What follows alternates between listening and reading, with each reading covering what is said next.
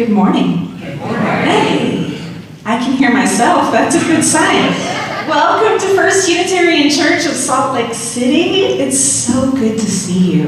Boy, it's good to see you. If you're visiting with us for the first time, welcome. You're our honored guest, and we're delighted to see you here. I'd like to invite you to stop by our welcome table just outside this door in Elliott Hall. Introduce yourself and let us get to know you a little bit as well. As you can tell, we have a little different setup today. Had some sound issues this morning. Unfortunately, our hearing assist devices aren't working today because of the unusual circumstances. We have great sound in Elliott Hall, so if you're accustomed to using the hearing devices, that may be an option for you today, and so we welcome you to give that a try. And we're going to try to get it fixed for next week. So a little unexpected today, but we're going to make the best of it. It sounds pretty good to me from here. Okay, good. So we're going to do our best. It's the first official week of worship, and that's a signal that we're getting geared up for a big, busy new year. So that means it's time for all the registrations. Specifically, if you are responsible for small people who will be participating in our religious education program this fall, please register them as soon as possible. And if you are a small person, please ask a tall person in your life to help you find the link on the website or in the Torch email. And if you are a tall person and you're planning on participating in our small group ministry program this year, we ask that you also register.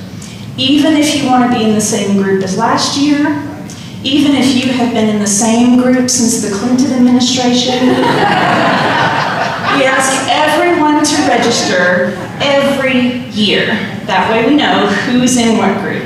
You can find that link on the website as well, or in the Torch. Please mark your calendars for two big start of the year events. First, our annual in-gathering service on September 10th, 2 Sundays from now.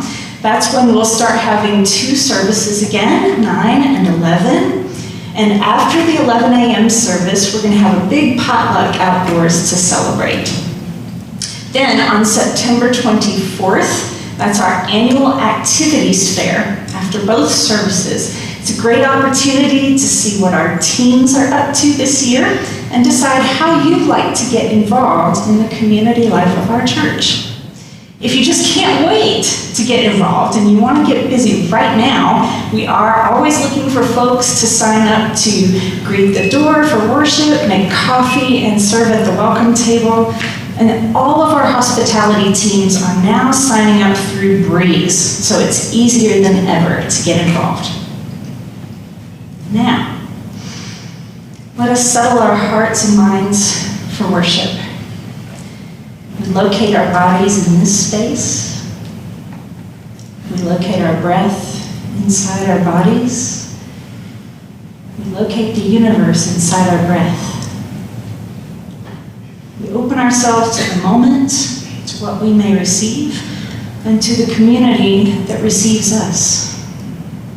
Thus held, we begin our worship together. I'd like to invite Reverend J forward to light the chalice.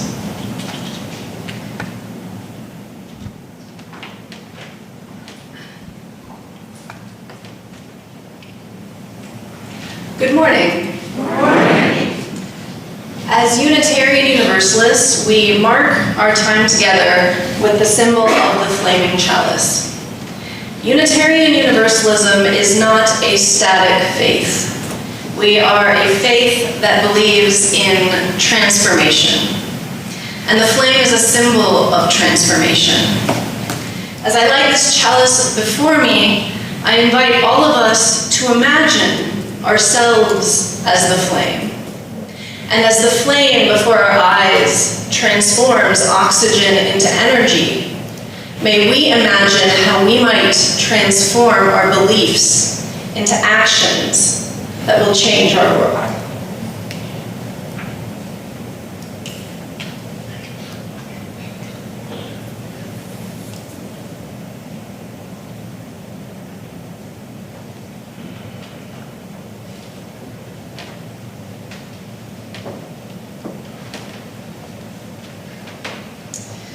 Our opening hymn this morning is number 347. I invite you to rise in body or in spirit as we sing together.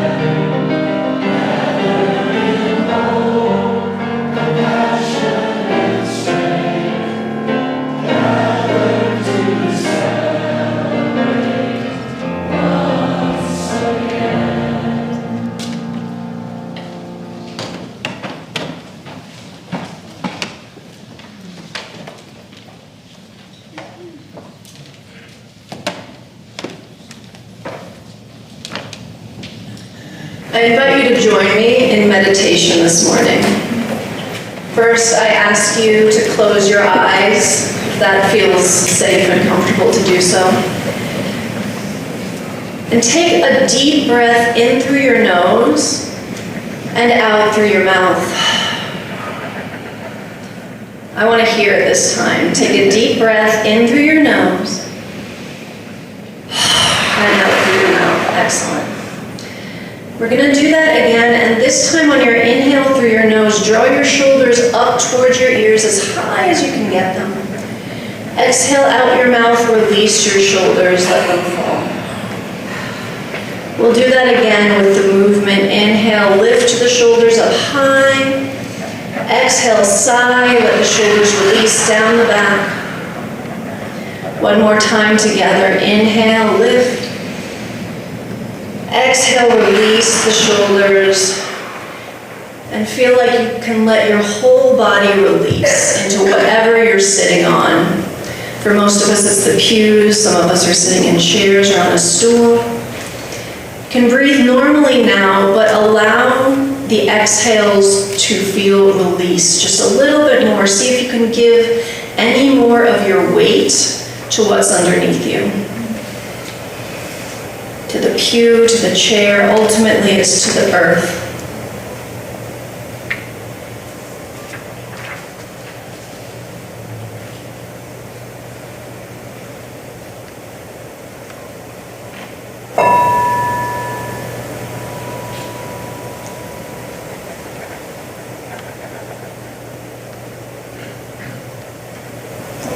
mind's eye,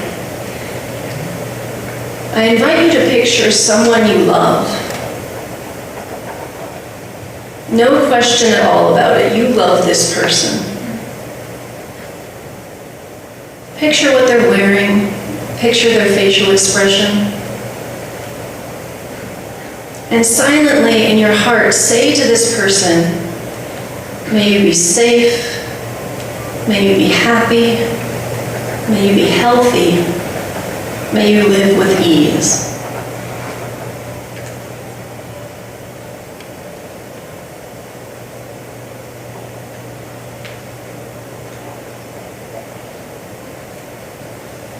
And now in your mind's eye, picture somebody who you like very much.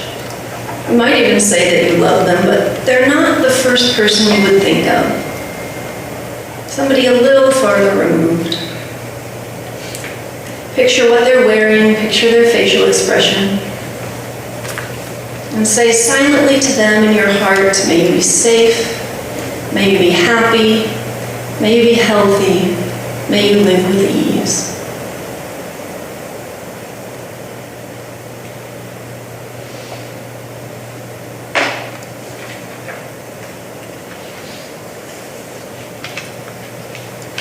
And now picture somebody who you don't know that well. Some sort of acquaintance, maybe an acquaintance from church or from work, or another parent at your kid's school, or if you're a kid, a teacher, or some kid you don't hang out with that much. Picture what they're wearing, picture their facial expression.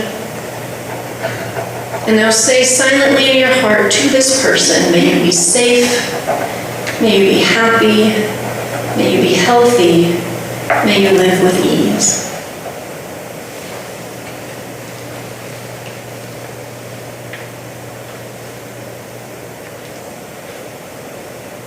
And now picture somebody who makes you kind of uncomfortable. Maybe somebody who you've had a falling out with, or maybe somebody who's problematic. Picture what they're wearing, picture their facial expression, and say silently to them in your heart, may you be safe, may you be happy, may you be healthy, may you live with ease.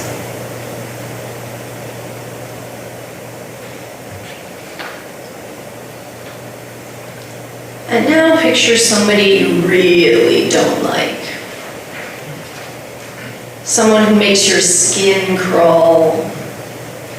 Somebody who you would absolutely not choose to spend time with. Picture what they're wearing, picture their facial expression, and say silently to this person in your heart, may you be safe, may you be happy, may you be healthy, may you live with ease.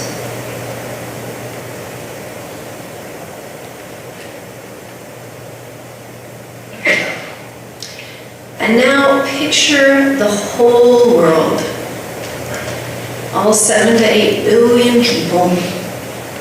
Try to hold all of that love and all of that pain in your heart. And say to every single person, may you be safe, may you be happy, may you be healthy, may you live with ease.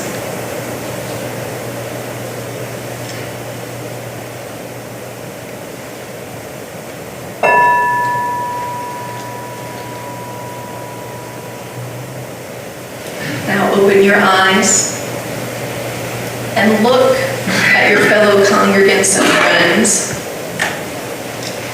and say out loud to each other, may you be safe, may you be happy, may you be healthy, may you live with ease. That was a version of metta meditation or loving kindness meditation that comes from a Buddhist tradition.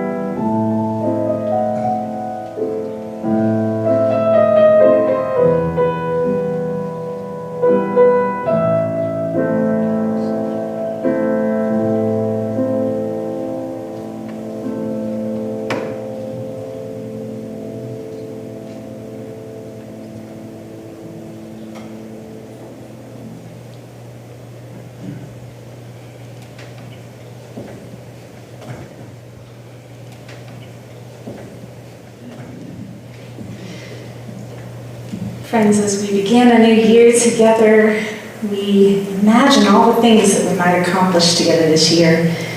We accomplished so much in the last couple of years, and the momentum is high. So I encourage you to give generously to support this work as we accept our offertory in gratitude. Our church depends entirely on the generosity of its members and friends, and that's how we get the work of loving this world done in this place. So as our ushers come around with our baskets, we encourage you to think generously about how you might contribute to that work, and also take some time to greet those around you.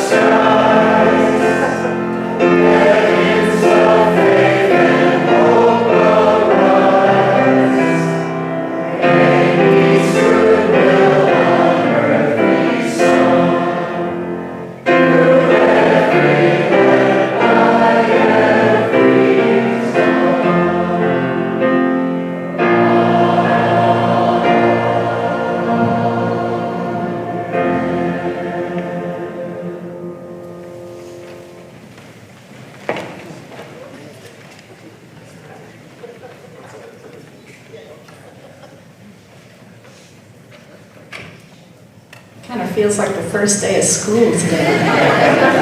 Everybody's got a little bit of wiggles. Me too. Me too. I'm excited. I hope that you've all had a wonderful summer, that you ate lots of cold ice cream and fresh tomatoes or whatever off-the-vine veggies you like. I hope that you learned one new thing, and I hope that you're ready to begin a new church here together. I'm feeling extra ready. Ironically, because I worked through the summer. I didn't take the summer off, as the ministers have done in the past. Instead, I was here in the office, getting ready for the year, hosting Teens Night, worshiping on Sunday evenings with some of you. And I think it was a successful summer.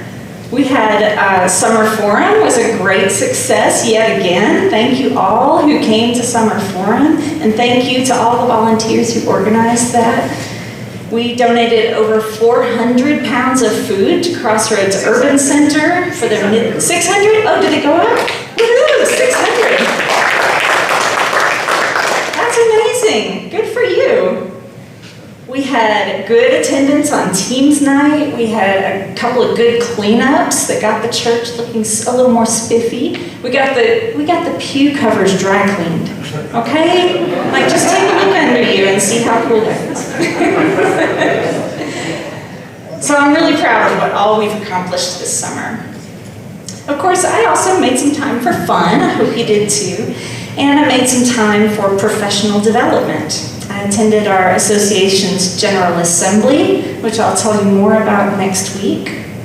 And last week, I fulfilled a long-standing dream to attend the Parliament of the World's Religions, a biennial gathering of faith leaders from around the world. But really, the highlight of my summer was Barbenheimer. You know what I'm talking about. How many of you saw Barbenheimer? 2 movies that premiered on the same day and became an unlikely box office match made in heaven. You have Barbie, feminist fantasy based on the working girl doll we all know and love. Well, you know.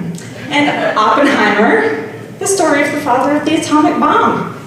No studio executive could possibly have dreamed up this pairing, which is what made it so wonderful. It was a movement of the people, and I had to be part of it. So, on opening day, my teenager and his boyfriend and I all went down to the Gateway. We loaded up on popcorn and soda and settled in for almost 6 hours of movie magic. and it was glorious. And so with two pop culture icons like these, how could I not preach about them? So I'm treating you to a double feature. This week is Barbie, next week is Abby, so you'll have to come back. Now I can easily preach a dozen sermons about Barbie, a movie directed by a woman who grew up Unitarian Universalist. The transformation of a symbol of women's empowerment, the evils of capitalism and conformity, the evils of patriarchy and how it harms people of all genders, the pressure of being a woman and trying to be everything to everyone, men trying to learn to be knuff, gender essentialism, gender enforcement, gender, so much gender. And if you haven't seen it, the movie begins in Barbie Land, a pink plastic utopia where every Barbie can be herself. It's sunny every day. The dancing is always synchronized. The toast pops perfectly out of the toaster and lands on the plate. And every Barbie has her Ken, whose job is just to adore and support Barbie. Ken is just Ken, and his job is beach.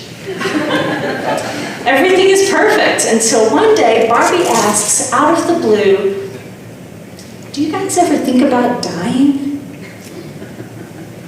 And if you never played with Barbies, then that question drops like an atomic bomb in the New Mexico desert. But if you did play with Barbies, then you know why this question makes sense. Because no one I knew ever played with Barbies the way we were supposed to. Barbie going to work, Barbie going shopping. No, instead, we were driving Barbie in her convertible off the cliff of our beds, Thelma and Louise style. We were pulling the heads and arms off our Barbies, or making them fight battles alongside G.I. Joes, or forcing them to ride dinosaurs or swim away from sharks in the bathtub. We didn't know anything about the adult world of careers and caretaking.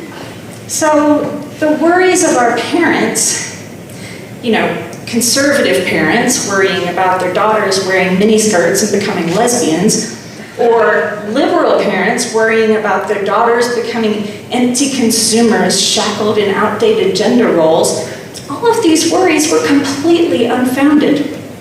They should have been worried about our warped understanding of mortality. Of course, I was not a typical kid. I also played church with my dolls. There was lots of cool communions and funerals. I've always been weird like this, y'all. I'm not pretending I've ever been anything other than what I am right now. I've always been like this. And I've always been fascinated by the diversity of the world's religions. As a kid, I was never allowed to visit the temples of other faiths, not even other Christian faiths. Even the Baptists would have tempted me to stray toward apostasy, according to my parents. So when I grew up, I wanted nothing more than to have play dates with other people's religions. And that's one way that I think of interfaith engagement now. It's like a big play date where I bring my toys and they bring their toys, and we all get to build this world together and learn from each other and make meaning together. The toys that I bring, well, I grew up in Christianity, so those toys belong to me in an authentic way. I may not have grown up in a super healthy Christian tradition, but I've done 30 years of hard work on healing myself. And now I can look for what is good, and healthy, and meaningful in this worldwide tradition practiced by over 2 billion people. Those toys stay in my toy box. I was a Buddhist for 10 years and a pagan for a few years. So I earned the right to use some of those toys through hard work and deep learning and relationship. And of course, Unitarian Universalism is its own path. It's my path. It's the path that I will follow the rest of my life. Now, when I get together with Hindus, or Jews, or Native Americans, I don't get to take their toys home with me. I haven't earned them. They're not mine, no matter how beautiful they are. If my new friends offer to let me play, if they invite me to play along, then I'm grateful for the opportunity. It's a gift. And when I go home with me, all I take home with me is my own toys, and what I've learned about myself. And now I have some new ideas for how to play with my toys. I approach my own spiritual journey with new insights. And so the opportunity to attend one of the world's biggest interfaith gatherings, the Parliament of the World's Religions, has been on my bucket list for a long time. It's the biggest religious playdate of them all. And this summer, the Parliament was back in the United States, in its hometown of Chicago, and I was able to go. I know that many of you have fond memories from attending the Parliament when it was here in Salt Lake City. How many of you got to go? Yeah, a few of you. It changes your life. It's a real gift to go to an international conference where people from around the world bring both lectures and presentations on their religions, but also practices and rituals and worship events. Local Native American groups kept fires lit all week on the grounds, sanctifying the space. I chanted kirtan with Hindus, walked the labyrinth with pagans, returned blessed waters to Lake Michigan with an African priestess, heard Chicago gospel singers, said a feminist rosary with rebel women Catholic priests. Yeah. And I watched a whirling dervish spin his prayer. I felt so blessed to receive these gifts from other people's faiths. And that's really what it is when other people share their faiths with us. It's a gift. They're giving something of themselves, something that's precious to them. And even if we don't understand it or agree with it, the polite thing to do when someone offers you a gift is to graciously say thank you. But even better, if you can drop your defenses and enter into the stream of the gift, swim with it, try it on for yourself a little bit. Imagine what it would be like to give some part of yourself to this practice or this belief. Imagine how you might be changed by it. Imagine how you might be challenged. The very first Parliament of the World's Religions was held in Chicago in 1893 as part of the Chicago World's Fair. The fair was called the Columbian Exposition to commemorate the 400th anniversary of Columbus's arrival in what was called the New World.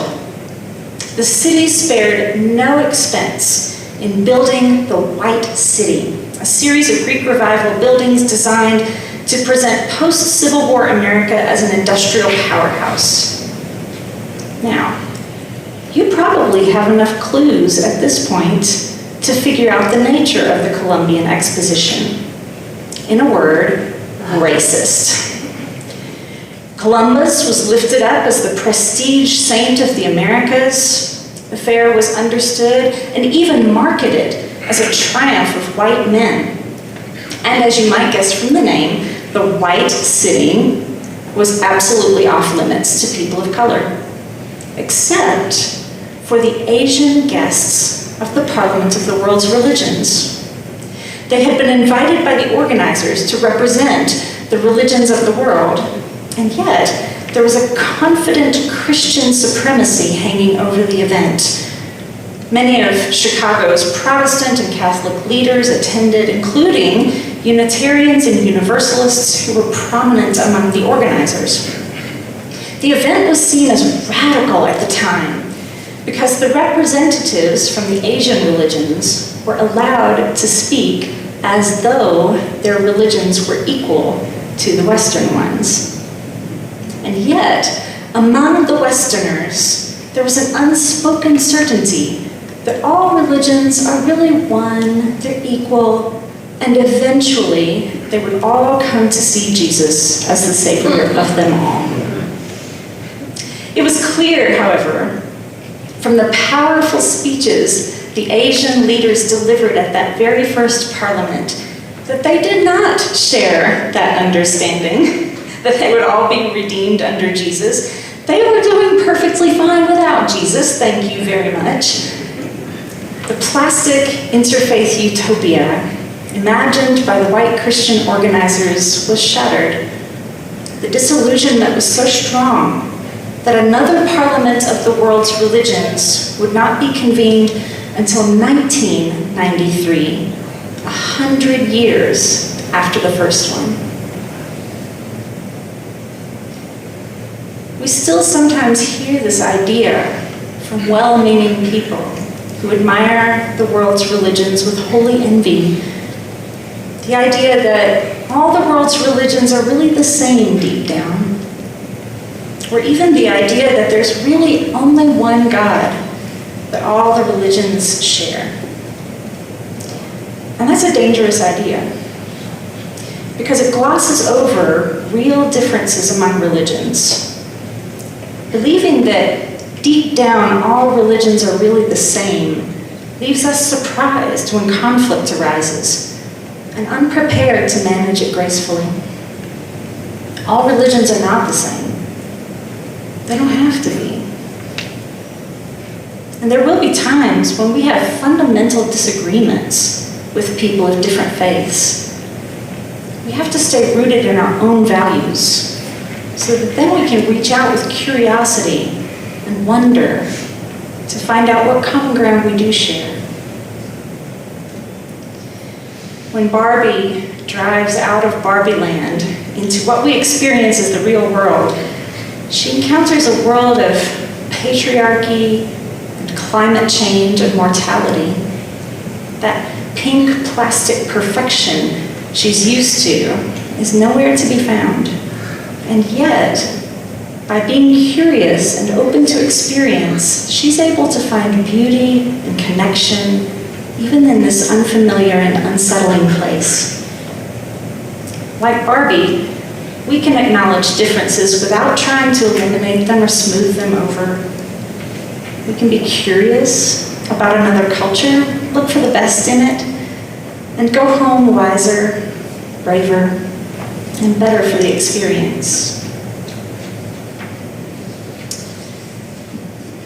The Parliament is a kind of meta-culture, made up of many cultures meeting and touching, and the soul of the Parliament is the Langar.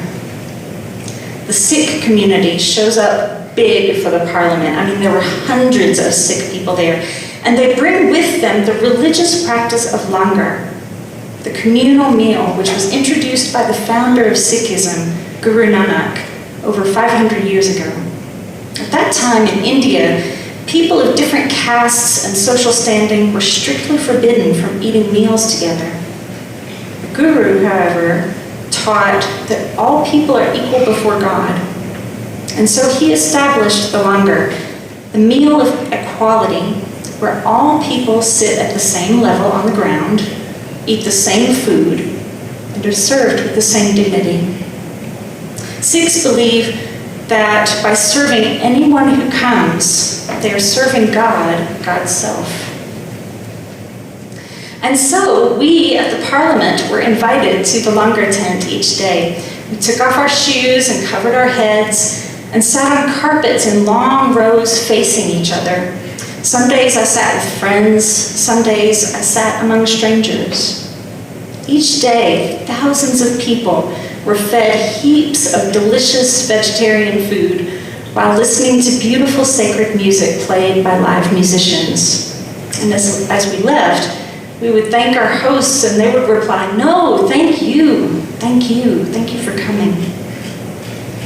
It felt holy, an act of generosity that fed the spirit as well as the body. I left wanting to learn more about Sikhism, not so that I could become a Sikh, but so that I could be enlarged and blessed by the amazing diversity of this beautiful world we live in. Not so I could see how I'm just like them and they're just like me, but so that I could revel in the gorgeous differences between us.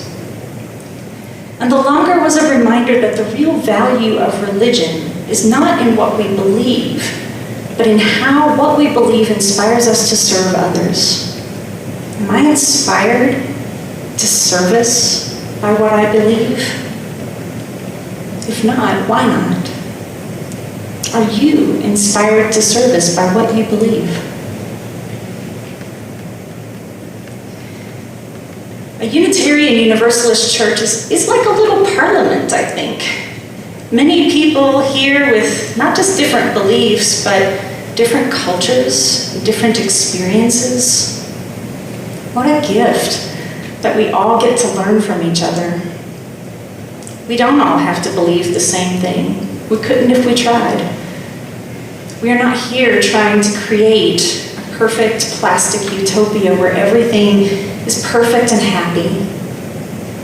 We are trying to nurture a pluralist community, and Sundays are our play dates where we get to explore life together and make meaning together, and most importantly, to serve each other and to serve the world. I sure am lucky to be making meaning with you. I hope you feel as lucky as I do.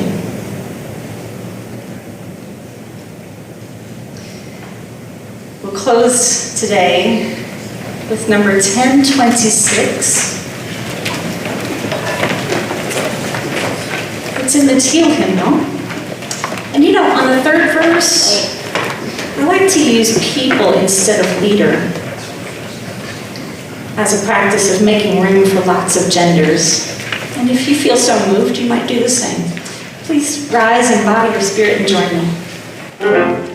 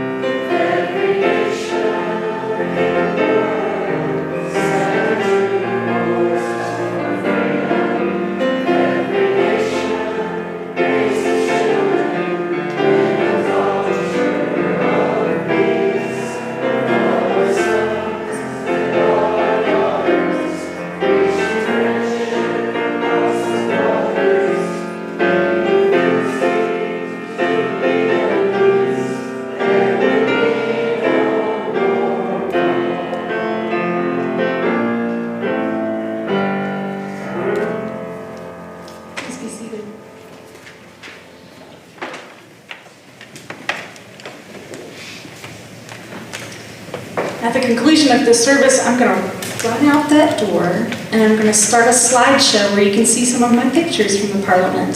Yay! I was introduced at the Parliament to the work of Stephen Charleston, a Choctaw elder and Episcopal priest. And I bring some of his words to you today as we close our service. There are no strangers. In the house of the Spirit, there are no empty chairs. Love is offered freely to any, to every, to all. Diversity abounds in this household, a tribe of many clans, every language spoken, every family at home. If we are not all here, none of us have arrived.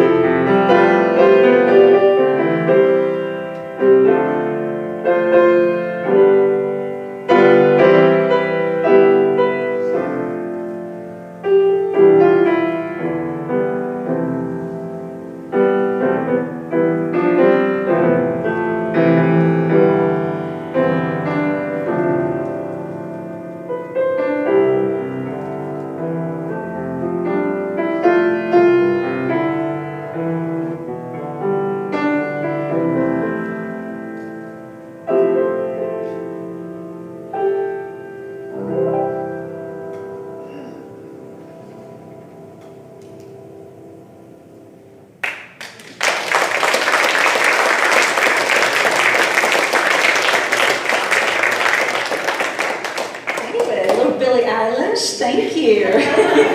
From Barbie. From Barbie, yeah.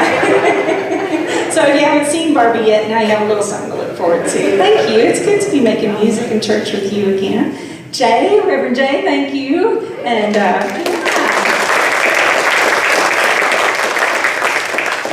special thanks to Tristan and Lee Schuster who hustled this morning to get us sound. Really appreciate it.